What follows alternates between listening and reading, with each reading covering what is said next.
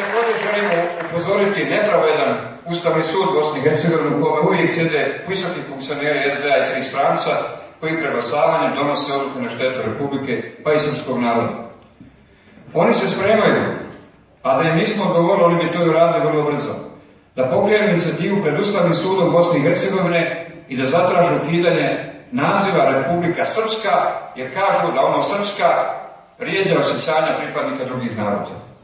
Zato ih moramo ovim referendumom u septembru spriječiti da povuku takav korak, jer ako bi se i na to odrznuli, mi imamo sljedeći korak. A moramo narod izvesti i pokazati mu da mi i taj korak možemo preduzeti i da se i on desiti ako ne bude bilo više razumijevanja i kod njih i da konačno zatvore ta vrata koja nam stalno otvaraju i svih više šire, a to znači put ka izlazak iz ove države.